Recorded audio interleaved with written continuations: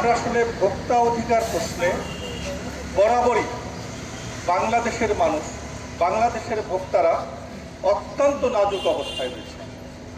সেটা কেন আমরা কিন্তু সেটা খুব ভালোভাবেই জানি। মূল কারণ হচ্ছে সিন্ডিকেট, এবং সেই কারণটা কাদের দ্বারা সৃষ্টি? রাজনৈতিক ব্যক্তিদের দ্বারা সৃষ্টি। রাজনীতির সাথে সম্পৃক্ত যারা, তারাই সিন্ডিকেটটাকে নিয়ন্ত্রণ করছে বরাবর। সেটা 16 বছর আগেও, সেটা 25 বছর আগেও, সেটা এখনো নিয়ন্ত্রিত। সেটা হোক ডিম হোক, সেটা সবজি হোক, সব জায়গাতেই কিন্তু এই অপশক্তির একটা প্রভাব আমরা লক্ষ্য করি, যেটা অত্যন্ত ন্যক্কারজনক। এদেশের অর্থনীতির জন্য খুবই বাজে একটা কারণ বলে আমি মনে করি, যেখানে শুধু কৃষকরা বঞ্চিত হচ্ছে না, এদেশের আপামর জনগণ 16 কোটি মানুষ, 18 কোটি মানুষ কিন্তু তাদের অধিকার থেকে বঞ্চিত। 40, 50, 60 হাজার টাকা আমাদের তো লন্ডনের একটি শোরুমে সেটা তাদের শোকেছে যখন থাকে, সেই জুতাটার দাম হয় 40,000 টাকা। আর আমরা সেই চামড়া রাস্তাঘাটে ফেলে দেই। আমরা চামড়া, আমাদের যারা চামড়া বিক্রি করেন তারা চামড়া বিক্রি করতে পারেন না। এটা দীর্ঘদিন ধরেই এটা হচ্ছে। কেন হচ্ছে? সরকার কেন ব্যবস্থা নিতে পারছে না? সরকারের দুর্বলতাটা কোথায়? বিগত সরকারের সময় একেবারেই নাজুক অবস্থায় ছিল চামড়া শিল্প। কিছুটা আশার আলো দেখেছিলাম যে এবার যখন বলা হয়েছিল যে চামড়ার দাম এবার নির্ধারণ করে দেওয়া হয়েছে, এবং কৃষকদের যে দুটো বিষয়ে আমার কাছে খুব ভালো লেগেছে, সেটা হচ্ছে যে বিভিন্ন জায়গায় বাংলাদেশের বিভিন্ন বিশেষ করে এতিমখানায়, মাদ্রাসায়, যাদের যেখানে চামড়াগুলো যায়, আমাদের ইসের চামড়া, যেটা কোরবানির চামড়া, সেখানে লবণ ফ্রিতে দেওয়া হয়েছে যেন সংরক্ষণ করতে পারে, যেন রাস্তায় ফেলে দিতে না হয়, যেন কম দামে না বিক্রি করতে হয়। চামড়া শিল্পকে ধ্বংস করার যে পায়তারা চলছে, সেই সিন্ডিকেট সরকার হতে হবে। তা না হলে আমাদের শিল্প আস্তে আস্তে সব প্রতিষ্ঠান ধ্বংস হয়ে যাচ্ছে।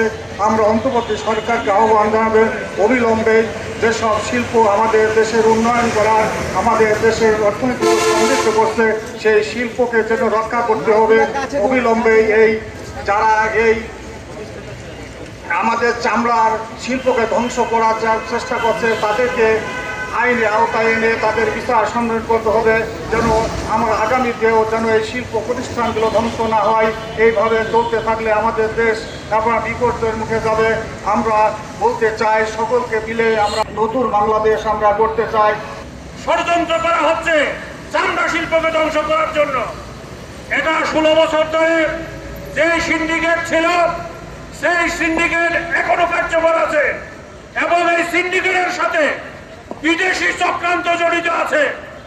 আমরা দেশবাসীর স্বার্থে বলতে চাই, আমাদের দেশীয় অনেক শিল্পকে ধ্বংস করা হয়েছে।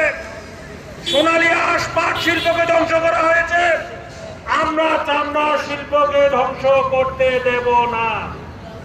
যারা সিন্ডিকেট করেছিল, এই সিন্ডিকেট গুলিকে চিহ্নিত করবার জন্য যদি একটা কমিশন হতো, কারা কাঁচামরিচ 1200 টাকা করেছিল, কারা পেঁয়াজ 300 টাকা করেছিল, কারা ডিম সিন্ডিকেট করেছে, এরকম একটা সিন্ডিকেটকে যদি চিহ্নিত করে শাস্তির আওতায় আনা হতো, তাহলে দেশে আর এমন কোন নরপিশাচের জন্ম হতো না, দেশদ্রোহীর জন্ম হতো না, যারা দেশের শিল্পকে ধ্বংস করার জন্য বিদেশিদের সাথে আঘাত করে এদেশের সম্ভাবনাময় চামড়া শিল্পকে ধ্বংস করত। এদেশের জনগণকে জিম্মি করে, কৃষককে জিম্মি করে, ভোক্তাকে জিম্মি করে হাজার হাজার কোটি টাকা বানিয়ে বিদেশে পাচার করছে।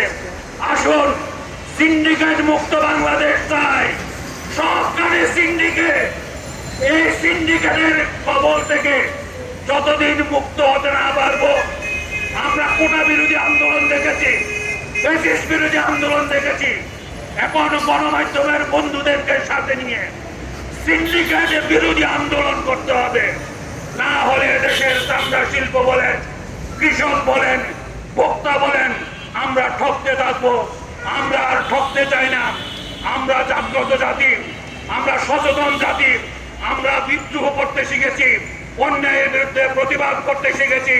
গণমাধ্যমের বন্ধুদেরকে বলবো, আসুন আমরা আমাদের দেশীয় চামড়া শিল্পকে ধ্বংসের চক্রান্তকে রুখে দাঁড়াই।